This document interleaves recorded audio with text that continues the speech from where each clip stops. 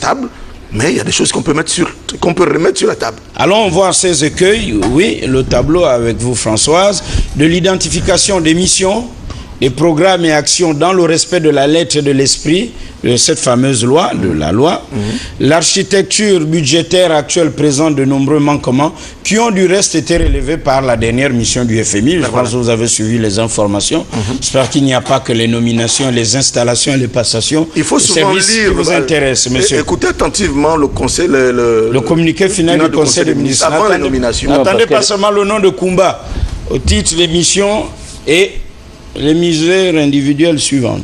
Alors, il y a aussi l'élaboration d'une démarche de performance qui s'appuie sur une analyse stratégique approfondie de laquelle sont arrêtées des priorités devant constituer la base de la définition des objectifs stratégiques et des indicateurs correspondants. C'est très savant tout cela.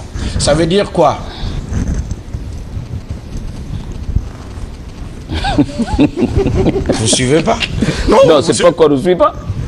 Faut trouver, mais il y a des priorités. Il faut trouver en français facile les mots. Les mots, voilà. Pour traduire. Alors, qui désormais va assister à ces réunions et désormais élaborer ses priorités? Non, lorsque vous allez assister à la conférence budgétaire, vous venez déjà avec vos priorités élaborées que vous allez soumettre. Mais alors, comment savoir que les priorités que Kumba propose ne sont pas saugrenues? Mais c'est ce que je disais tout à l'heure. Vous ne pouvez pas reconduire les besoins de l'année précédente à l'année suivante.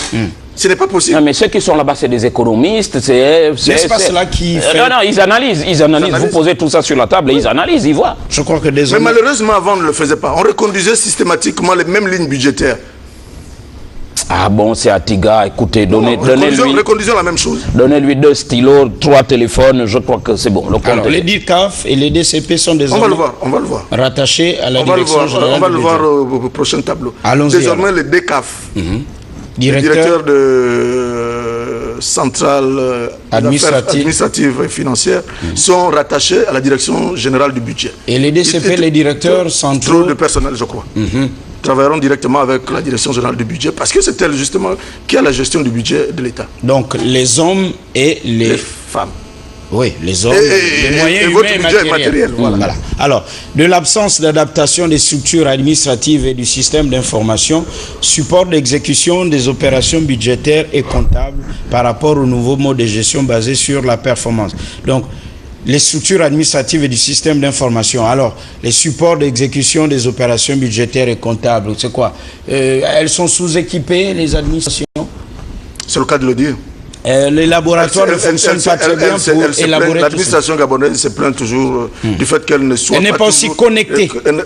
Elle n'est toujours pas prise en considération vis-à-vis ou par rapport au budget de l'État. Alors, voyez-vous, M. Kumba, donc si l'administration n'est pas aussi connecté, il y a la NEF qui a été mise en place.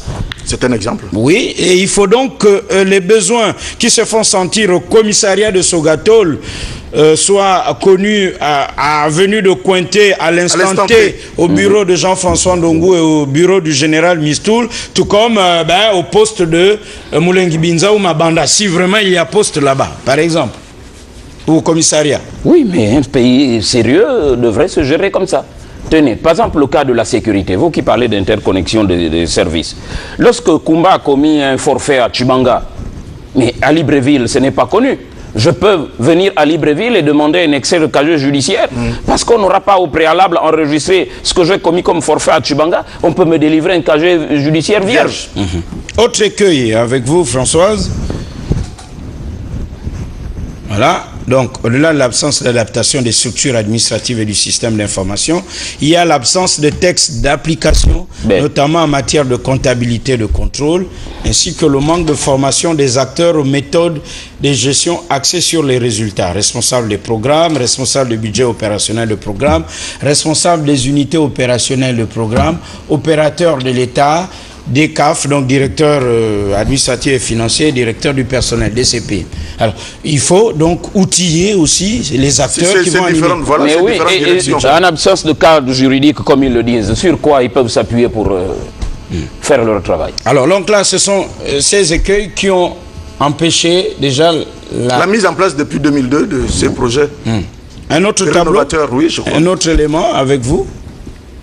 Alors, la réorganisation... Et pour cela, il faut réorganiser la direction générale du budget. Nous y sommes, monsieur, parce que tout à l'heure, je veux bel et bien vous poser une question qui va peut-être fâcher. On va s'intéresser un peu à la direction générale du budget.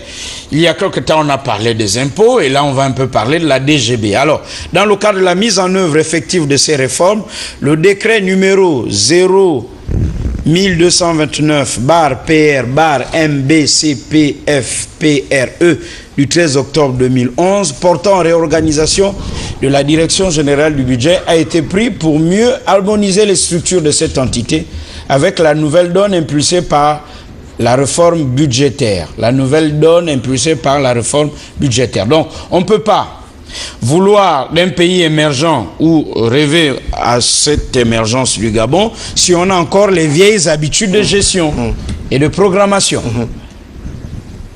C'est dans le même décret que la récente décision prise par le gouvernement de rattacher les directeurs centraux des affaires financières, DCAF, à la direction générale du budget a été effective. Elle facilitera de ce fait l'implantation et la diffusion des outils de gestion budgétaire mis en place récemment, ainsi que les procédures de gestion liées à la budgétisation par objectif de programme. Alors, c'est vrai, ça passe en conseil des ministres, le porte-parole du gouvernement en parle, ça passe comme ça rentre là, ça ressort de l'autre côté, on n'explique pas suffisamment. Bon, même si on ne nous l'explique pas, nous, qui ne sommes pas directement concernés. Ah si. Je dis directement. Ah oui, directement. Oui. Alors on devrait peut-être l'expliquer à ceux qui ont au quotidien la manipulation et la gestion du budget, n'est-ce pas cela? Bon, les autorités ont désormais le droit de braquer les projecteurs sur les entités de surveillance que sont ou qui étaient par exemple le contrôle financier qui va devenir une agence. Parce que là aussi il y a un changement à ce niveau. Donc on réorganise la direction générale du budget, on réorganise, on fond la direction générale du contrôle financier pour devenir une agence, pour qu'on ait beaucoup plus de regard sur la gestion des deniers publics. Celui qui sort n'est pas celui qui va contrôler. Il faut quelqu'un d'autre pour contrôler. Ah oui, parce qu'on ne peut pas être juge et parti à la fois. Ça, c'est compliqué, ça. Alors, oui, la régie, avec vous, nous vous suivons. Alors, cette réorganisation de la DGB, est-ce qu'on peut dire que les choses commencent à aller? Bon, il faut voir avec le directeur général de cette direction pour savoir si effectivement elle a pris corps, cette réorganisation. Alors, sinon, les différents chantiers, il y a des besoins partout, dans tous les secteurs, la route, l'école, la santé. On a l'impression que parfois ça piétine, que les dossiers traînent. Mais pourquoi? Mais certainement par rapport à toute cette nouvelle réorganisation. Nous ne cherchons pas à savoir pourquoi ça traîne. Est-ce qu'il y a un manque de liquidité dans les caisses de l'État? Est-ce que justement c'est à cause de cette réorganisation? Parce que c'est un nouveau système de gestion du pays. Tiens, c'est cela. Est-ce que ce n'est pas parce qu'on était habitué à faire les choses d'une certaine façon qu'on est un peu frileux par rapport à justement toutes ces nouvelles techniques de gestion? Il y a aussi la pédagogie qui ne suit pas, où on a peur de laisser les vieilles habitudes. Désormais, normalement, si on applique ces BOP-là, cette budgétisation, normalement, si vous effectuez une dépense, par exemple, vous êtes à Paris, vous êtes à la pairie de Paris, automatiquement, ça doit se répercuter. Si vous, par exemple, le cas de la RTG, vous achetez des films. Gabon Télévision. Gabon Télévision, vous achetez des films. Puisque vous avez un compte à Paris, vous achetez des films là-bas, automatiquement, ça se répercute. Précisez. Non, les films brésiliens, c'est pas Paris qui les achète. On nous le propose ici. D'accord. Directement, le directeur général du budget voit sur son écran la dépense effectuée par vous ou par le représentant qui est à Paris. Désormais, ça devrait être comme ça. Comme ça. Donc il faut connecter l'administration. Alors, il y a aussi encore cette confusion entre la direction générale du budget et une direction générale de la dette. Oui, qui existerait, malheureusement, elle n'est pas très connue. Pour les prestataires du Centre national des œuvres universitaires, ceux qui n'ont pas reçu leur argent, ou ceux qui n'ont pas reçu l'argent au niveau des travaux effectués à la CAN. Alors on dit, le budget n'a pas réglé. Bon, le budget paye les dépenses actuelles, là, présentes. Inscrit dans le budget. Dans le budget, lorsque c'est inscrit, lorsque c'est prévu. Voilà. Par exemple, l'argent du SIDA qu'on va injecter dans chaque département ministériel. C'est le budget qui paye. Ouais. Et maintenant, si l'année suivante, ça n'a pas été payé, mais ça se règle au niveau de la direction générale de la dette. Ça, vous savez que chaque département ministériel, désormais, a un petit quelque chose pour sensibiliser sur le sida. On le verra demain. Sensibiliser ses employés. Oui, ben, je sais pas. On le verra demain. Dans la loi de finances. Parce qu'avec vos comportements déviants. Alors, mais l'Agence nationale des grands travaux, là aussi, entre la direction générale du budget, est-ce qu'elle n'a pas en prise là-bas? C'est une question naïve, où elle ne s'intéresse que sur ce qu'on lui demande de faire. Est-ce qu'elle non, l'Agence nationale des grands travaux à l'élaboration du budget? Non. C'est une question, une question à l'allure où vont les choses. C'est une question, même si elle est naïve, monsieur. Non. L'Agence nationale des grands travaux demande plutôt à la direction générale du budget sur ce qui a été fait, réalisé comme projet, de payer. C'est tout. Alors, tout cela, c'est bien. Vous n'allez pas avoir de direction générale du budget qui gère le budget de l'État, quand même. Tout cela, c'est bien. Il y a une volonté de faire du Gabon un pays émergent, donc de développer le pays. Pour développer le pays, il faut bien entendu, et tout le monde le dit, il faut des bonnes méthodes. Les finances publiques et avoir une bonne méthode de travail.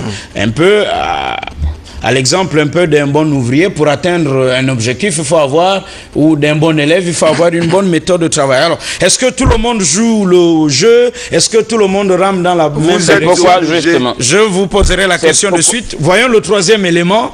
Il s'agit de l'amélioration aussi du cadre de programmation et de budgétisation afin d'améliorer le cadre de programmation et de budgétisation et partant de renforcer le lien entre le budget et les politiques publiques. Il a été mis en place un cadre de dépenses. On a écrit les politiques publiques, c'est public. Oui, public. Oui. Il y a le B qui a sauté.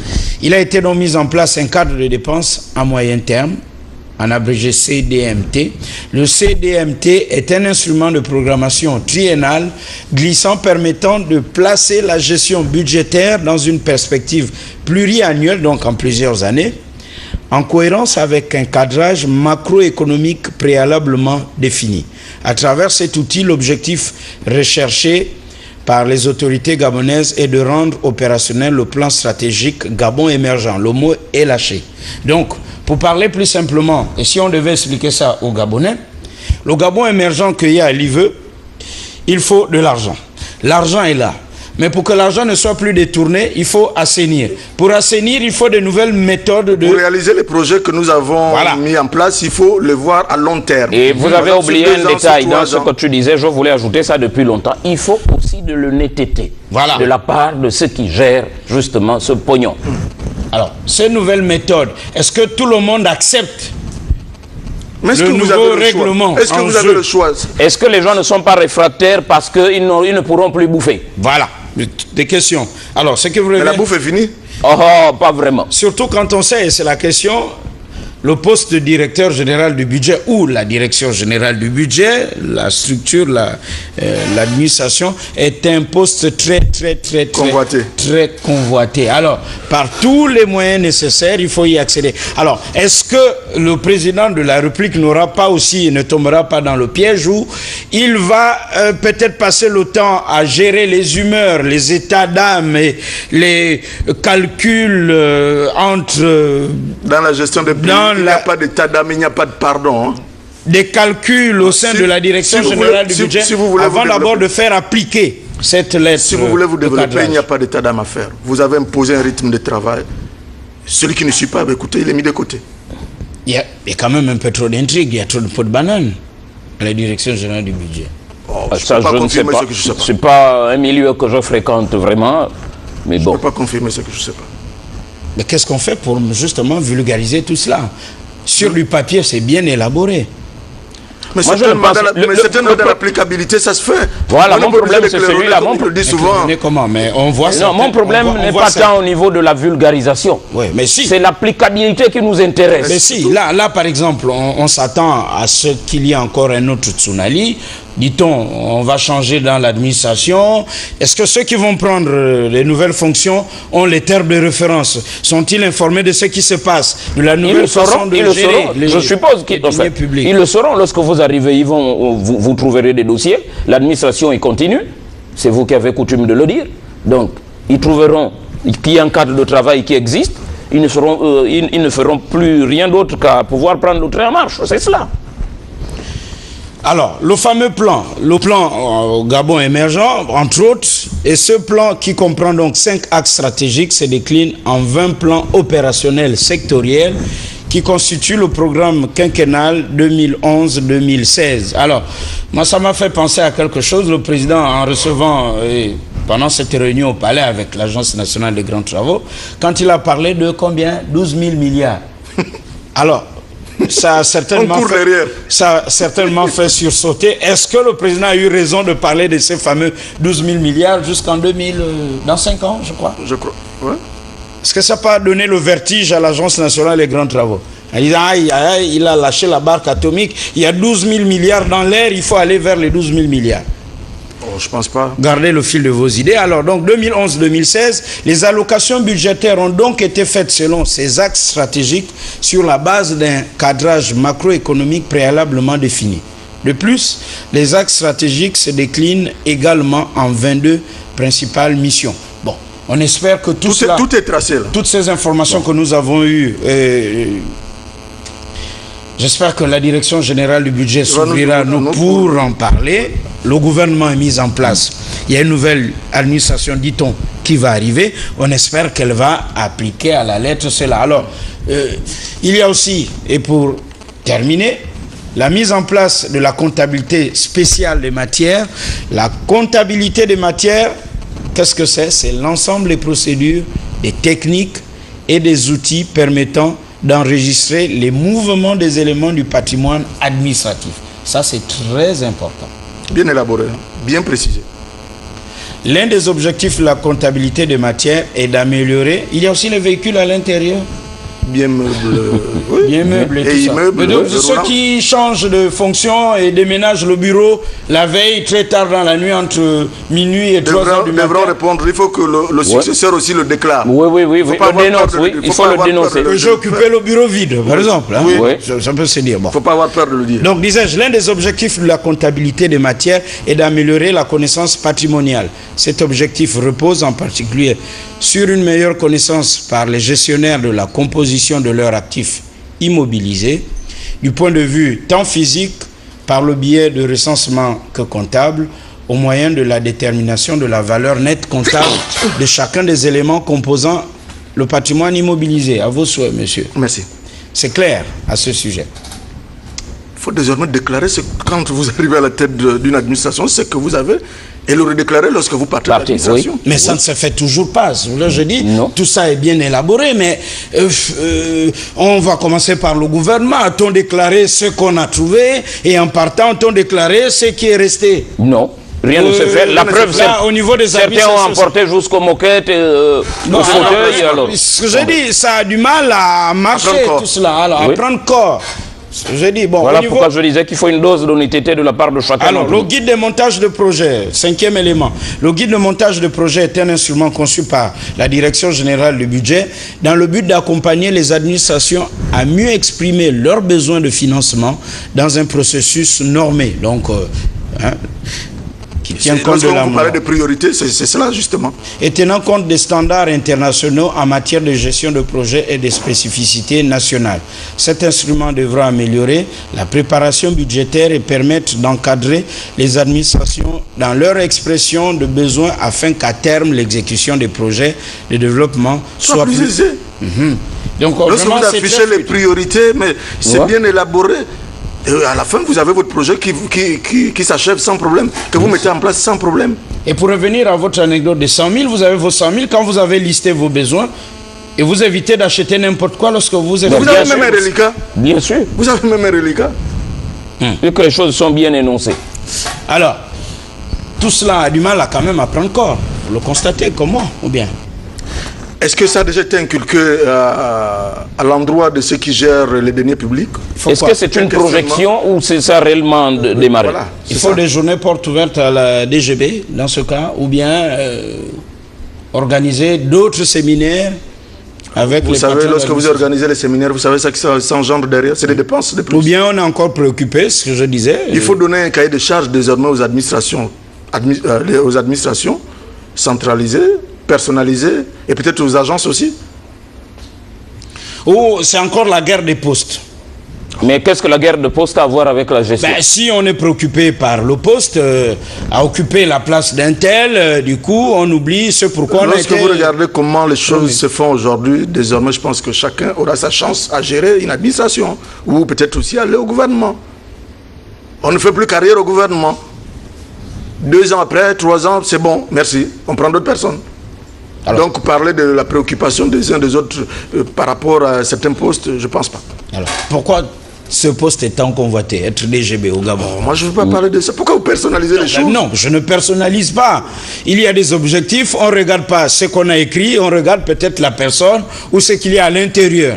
Il faut que j'y aille pour aussi avoir à ce qui se dit, moi j'ai jamais les avantages. Bon, je ne suis pas encore tombé sur le texte qui le dit. À ce qui se dit, le DGB, je ne sais pas moi, je crois 1% du budget. Il faut déjà le vérifier. Mais voilà pourquoi je dis que je n'ai pas encore lu. C'est sûr qu'il y a des avantages. C'est ce qui se dit. Voilà. Il y a sûrement des gros avantages là-bas. Normal qu'on se batte pour le poste. Normal. Hein? Pourquoi ne pas d'abord suivre? Non, lorsque vous le dites, c'est comme si le DGB actuel est préoccupé à d'abord conserver son fauteuil au lieu de mettre en place ce que nous venons d'annoncer. Non, c'est pas ce que je veux dire. Alors, s'il fait bien son travail, pourquoi ne pas le garder?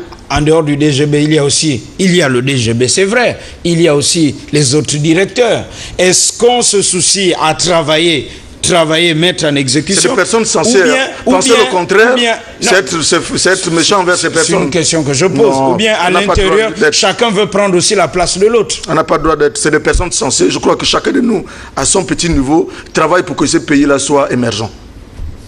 Et ce combat. Qu'est-ce que vous voulez que je rajoute de? Moi, j'ai répondu à votre question. Vous me dites que là-bas, on se bat pour le poste. Bon, moi, je dis que je comprends. C'est sûrement... je ne sais pas. C'est sûrement... comme dans toutes les administrations, tout ce que nous avons lu... C'est sûrement lié aux avantages du poste. Tout cela est... Quoi rajouter d'autre? Tout ce que nous avons lu est très bien élaboré. Monsieur Koumba, vous gérez la télé. Alors... Mais depuis quand ce que vous avez lu a été élaboré?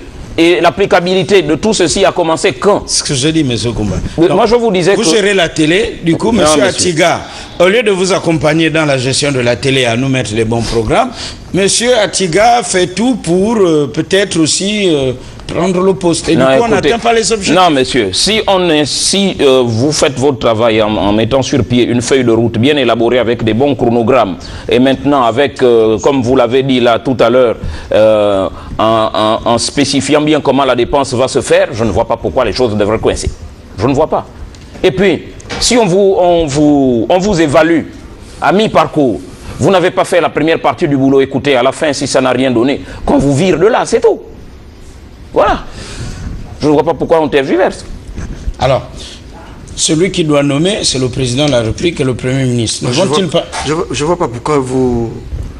Les hommes, parlons des hommes, l'état d'esprit des hommes qui animent les projets et qui vont faire appliquer tout cela. Est-ce qu'ils ne vont pas tomber dans le piège aussi de « je mets les pots de banane pour que tu tombes et pour que j'occupe ta place » ? Je ne veux pas qu'on s'attarde sur ça. Nous sommes très pédagogiques ce matin, restons là-dedans. C'est que ce qui a été énoncé, la projection du gouvernement, soit appliqué, qu'on le mette en marche, c'est tout. Que ce soit Y qui gère ou Z, peu importe, c'est un Gabonais comme un autre. Personne n'a amené un titre foncier. La question se pose. Mais non, ça c'est la question du quartier. Vous l'avez vu aux impôts. C'est la question du quartier, ça. Mais c'est le quartier aussi qui fait la vie du pays, monsieur. Non, attendez. Le quartier ne fait pas la vie du pays. Ah ben si. Ah ben le quartier fait partie du pays. Oui, mais ce n'est pas le quartier qui fait le pays. Merci, monsieur. Allez, tout le monde doit, bien entendu, ramer dans la même direction pour qu'il y ait la lettre et l'esprit de la lettre, et pour que la lettre et l'esprit de la lettre soient compris de tous. Merci. Allons cette fois-ci, monsieur, sur le domaine public, et là, parler de l'aménagement routier. Nous allons au charbonnage. Vous êtes nombreux à constater. Voilà, justement, il faut que tout cela soit programmé pour que les chantiers aillent à terme. En parlant de la route, on se pose... Et pour que les financements soient effectifs, à temps réel. Oui, on se demande à quand la fin des travaux de ces échangeurs. Alors, vous êtes nombreux à constater qu'il y a de plus en plus de bouchons à l'entrée des charbonnages. Est-ce qu'on peut voir ces images? En dessous des échangeurs. Oui. Lorsqu'on veut aller dans les charbonnages. Alors là, c'est à temps normal. C'est vide. Ah, c'est pas tant vide que ça. Bon, il y a le fameux rond-point qui pose problème, un rond-point à géométrie. Les images ont été prises à une heure creuse, hein, et voilà. Vous le verrez aux heures de grande affluence. Vous comprendrez qu'il est difficile de circuler. Il était quand même 8 h du matin. Oui. Ouais, mais... Et là, on se dit, alors, pourquoi n'a-t-on pas cassé là? Là, ce que vous voyez là, cette barrière. Pourquoi n'a-t-on pas cassé ici? Monsieur, pour élargir la voie, je vous pose la question. Est-ce que le gouvernement peut casser au charbonnage comme il a cassé à Glace? Pour un problème d'intérêt national, je pense qu'on ne devrait pas faire des restrictions. On ne devrait pas avoir la... Comment dire? Je rappelle qu'à gauche, c'est une autre personnalité de la République. Non, à droite. À droite.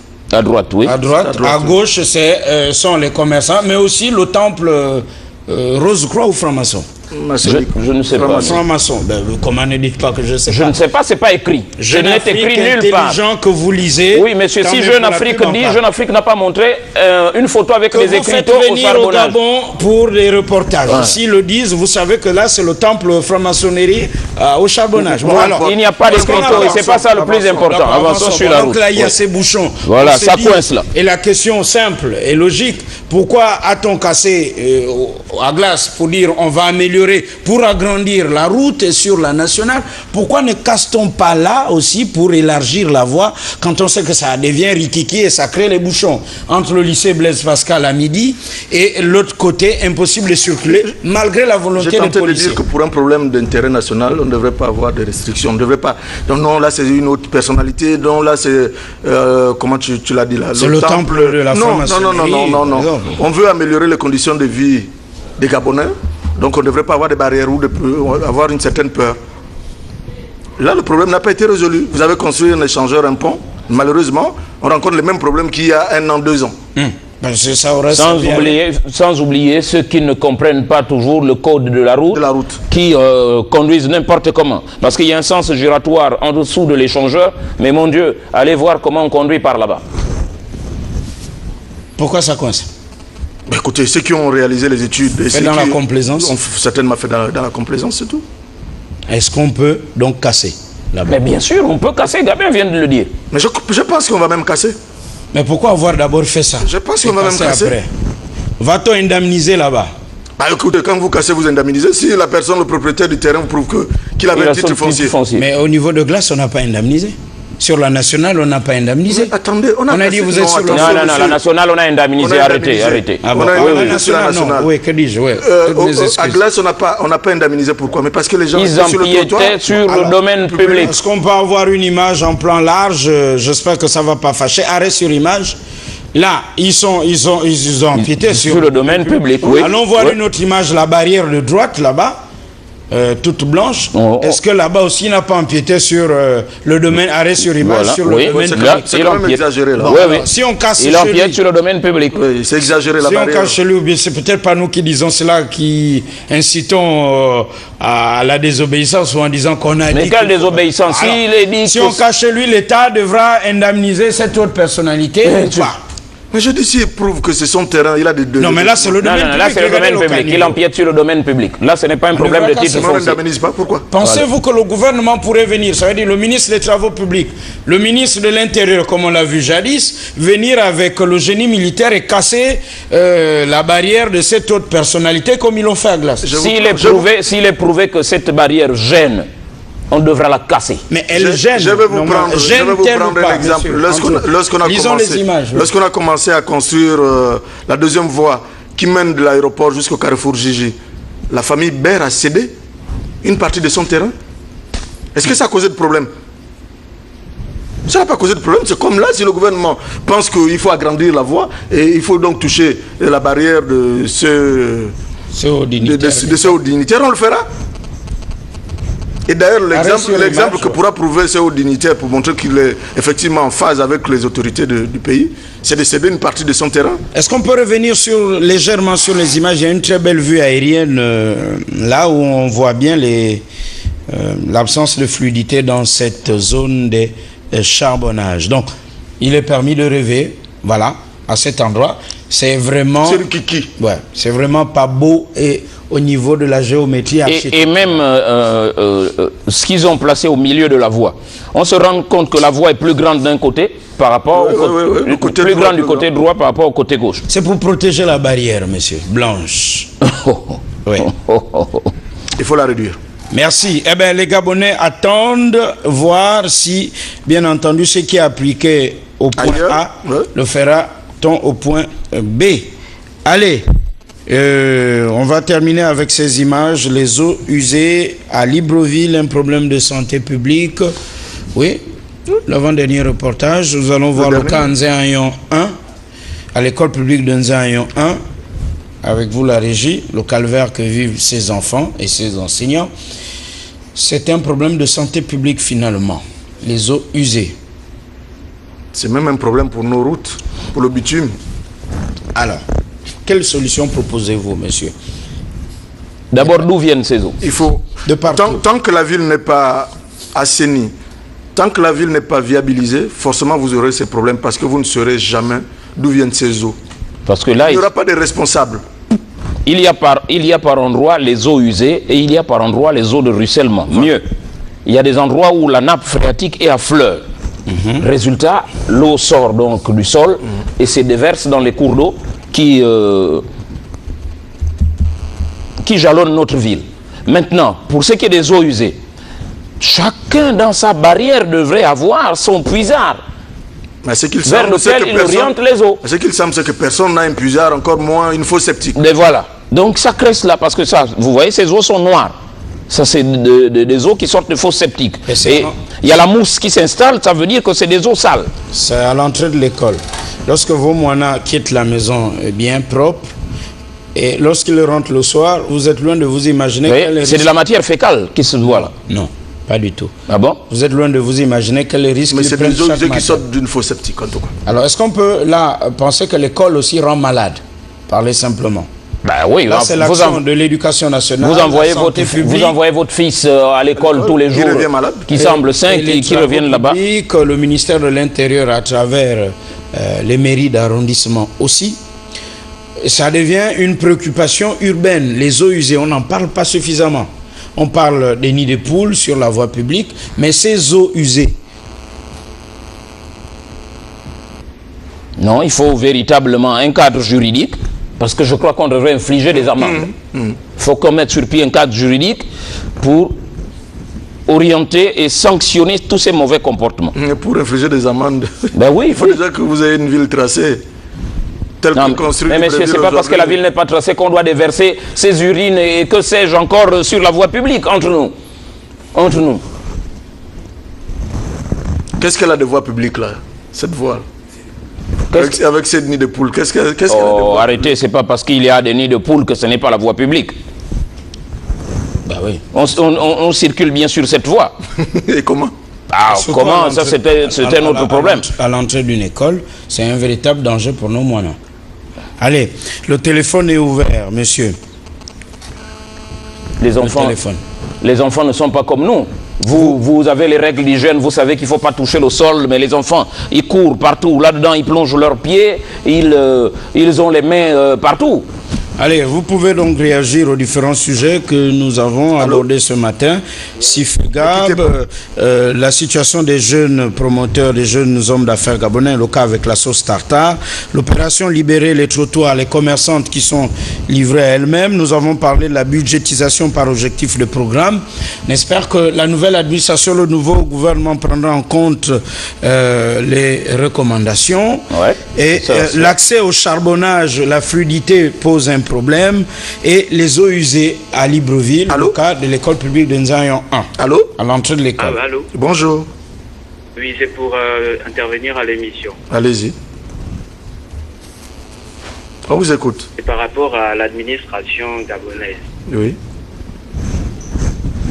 Je veux tout simplement apporter mon contribution à l'émission en disant que l'administration gabonaise a toujours eu des bons textes propres ou encore appliqués à une certaine époque. Des textes très efficaces. Mais seulement le problème, ce sont des hommes. Aujourd'hui, on va peut-être parler de la modification des tests. Oui, la budgétisation. Il y aura aussi des intelligences qui vont réfléchir pour vouloir contourner ces tests-là. Alors, le vrai problème, c'est au niveau des sanctions. Moi, j'aime bien lorsqu'on fait passer la prestation des serments du président de la République le 16 octobre, lorsqu'il dit « Le rêve d'un Gabon, exemple de corruption », où la sanction juste est infligée à ceux qui commettent des fautes. Et lorsque le président commencera à la politique des sanctions, comme il a dit lors de sa prestation de segment, que tout le monde va commencer à s'aligner. Je vais ouvrir une simple parenthèse. On prend par exemple la CAN. La CAN, aujourd'hui, on dit que c'est une réussite. Le président a réussi. Félicitations, chapeau au président de la République. Mais seulement ceux qui ont contribué aussi à la réussite de cet événement, ceux qui ont travaillé aujourd'hui ne sont pas payés. Je prends par exemple, j'ai des collègues ou encore des amis qui ont travaillé lors de la CAN, qui ont vendu des billets au niveau des agences de poste qui ne sont pas rémunérés jusqu'alors. Et quand je pense que mes amis ont travaillé de jour et nuit et jusqu'à parfois à des temps possibles, sans collation, sans transport, aujourd'hui on n'est pas même de leur donner une information par rapport à leur rémunération quand elles sont pourra leur payer. Eh bien, c'est tout ça qu'il faut sanctionner pour que le Gabon avance. Ce n'est pas un problème de texte, mais tout simplement un problème d'homme qu'il faut sanctionner. Voilà. Merci, c'était ma contribution par rapport à l'émission. Merci beaucoup, monsieur. Je vous ai posé cette question. Là où tout cela est élaboré, est-ce que les hommes qui doivent appliquer cela, on ne passe pas le temps à poser les pots de banane, à se faire la guéguerre pour occuper la place de l'autre, au lieu de travailler? Entre autres, la question est bien posée aussi. Allô? Oui, bonjour, monsieur. Bonjour, on vous écoute. Vraiment, excusez-moi. Nous ne sommes pas des fous pour utiliser les unités pour s'adresser à l'émission plurielle. Il faut demander au président d'élargir votre champ. Parce que c'est une émission qui soulage. Vous voyez même un sablier qui avait intervenu, il laisse son sable quelque part avant le commencement de votre émission. Alors, cela veut dire que vous soulagez beaucoup de personnes. Moi, j'ai proposé que vous soyez dépendant de la présidence. Parce qu'avec le Baouyono, là, vous avez peur d'eux, vous n'allez pas beaucoup agir. Parce qu'il faut que le président élargisse. Et vraiment, ça arrange. Et quand vous passez les ministères là, il faut que ça soit au moins 2 ministères par jour pour que nous intervenons par rapport. Vous connaissez, mais vous ne connaissez pas. Nous connaissons beaucoup les inconvénients. Et ça fait l'asphyxie. Ce n'est pas le fait de dire c'est bien comme disait l'autre. Et il y a beaucoup de choses qui ne règlent rien. Pour le moment, le Gabon c'est Libreville. Et l'intérieur n'a rien. Donc il faut élargir. Le pluriel va beaucoup régler. Ce n'est pas les bambis, faire danser les rires. Alors, moi je pense que le président a intérêt de vous protéger et pour que chacun se soulage. Merci, monsieur. Il faut donc élargir. Il faut peut-être aussi une budgétisation par objectif le programme de vos programmes télé. Bon, pour élargir, on espère que la nouvelle donne avec Gabon Télévision. Nous sommes d'accord avec vous. Le Gabon, ce n'est pas que Libreville. Il faut aller parler de la budgétisation par objectif de programme à Lebamba, à Mbigou, à Mabanda et dans le Gabon, à Omboué. Il faut bien entendu que la télé soit partout et parler des problèmes du Gabon. Allô? Mais si vous faites de M. Atiga et Kumba à la présidence, ils vont plus bien travailler, monsieur. Ça, c'est sûr. Nous sommes bien à Gabon Télévision. Bonjour. Oui, bonjour, on vous écoute. Oui, j'appelle depuis le Sénégal. Bonjour à Dakar. Oh, merci. On vous écoute. Oui, je suis un étudiant en génie civil. Je suis un peu surpris de voir qu'aujourd'hui, le pouvoir en place ait accepté la construction des ponts du charbonnage et des ingrédients comme mettre des études. Parce que moi, je vois ici le pont construit, des emplacements comme les ponts, tout autour, il y a de l'espace. Parce que c'est incroyable de voir que le pouvoir en place voit que là, s'il faut construire des ponts, il faut de l'espace. Vous étiez au Sénégal, je sais que vous avez vu les infrastructures en sécurité. Ouais, il faut élargir aux alentours, c'est vrai. Vous avez vu comment on construit. pourquoi aujourd'hui l'État ne peut pas prendre ses responsabilités en ce qui concerne les infrastructures. C'est incroyable. C'est incroyable. Et je voudrais aussi attirer quelque chose d'important parce que je ne comprends pas pourquoi, lorsque le Gabonais veut donner juste son avis, on dit qu'il s'engage de l'opposition. C'est pas possible. Comme les intellectuels, si je pense que la construction de ces ponts n'est pas intéressant, il faudrait qu'on parle. On parle. On est complètement serré. Comment voulez-vous une fluidité des véhicules si on est serré? C'est pas possible. C'est de l'espace. Je pense que c'est ma contribution et puis je vous remercie encore d'avoir pu accepter mon appel. Merci. Très bonne contribution. Cet étudiant en génie civil dit que les ponts, les différents ponts sont encastrés. C'est serré. Vous avez été au Sénégal, un peu comme à l'image de La. Vous voyez l'échangeur de La. Vous voyez qu'il y a de l'espace autour. Ça doit vraiment être fluide. Alors, pourquoi l'État a fait de l'autre côté, on dit il faut casser, libérer les trottoirs, et là on a aménagé justement, c'est une très bonne idée. C'est comme si on n'avait rien fait. C'est comme si on n'avait rien fait. On a peur un peu de casser ou on veut faire plaisir à des amis, peut-être. Est-ce qu'il est possible, et d'où la question, il faut élargir l'accès au charbonnage pour plus de fluidité. Et le gouvernement est-il capable de casser au charbonnage comme il a fait à Glace? Allô? Voilà. Allô? Oui, bonjour. C'est à l'émission plurielle? Oui, vous y êtes. Bonjour. Bonjour. Oui, je voudrais réagir. Depuis un moment, les Gabonais parlent de... Gabonais parlent de quoi? Ce qui est une vérité. Mais qui va sanctionner le patron des agences? Parce que notre pays est désormais dirigé par les agences. Donc ça veut dire qu'ils ne sont pas soumis au contrôle parlementaire. À partir de cet instant, je me pose la question. On parle de tout le monde, de sanctionner tout le monde. Ouais. À partir du moment où le chef de l'État est lui-même patron des agences, donc il est soumis, il s'auto-soumet à un contrôle.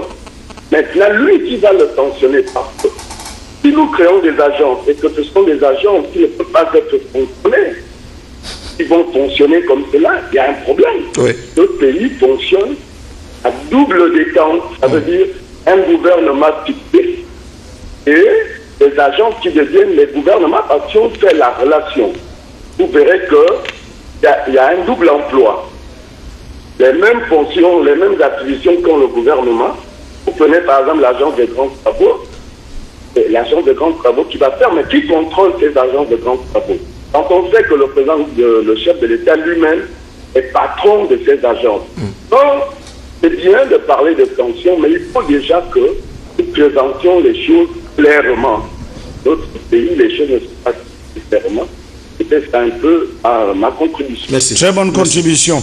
Et vous avez, je vais vous dire, monsieur, vous avez anticipé le sujet de demain. Bon, et demain, nous devions justement parler de l'Agence nationale des grands travaux et ses contrôles. Elle dépend du président de la République. Quand on sait que le président de la République ne répond pas ne peut pas être interpellé devant le Parlement. Par contre, on a un nouveau gouvernement. On aura une nouvelle administration. Les ministres, le gouvernement peuvent, eux, répondre devant le Parlement. Les ministres, désormais, feront quoi?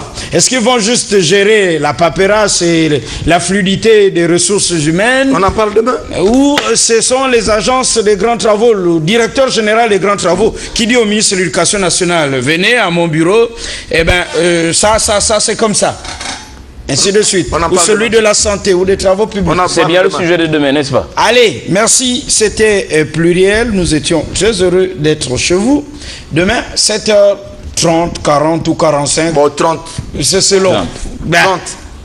Merci. Bon week-end et merci.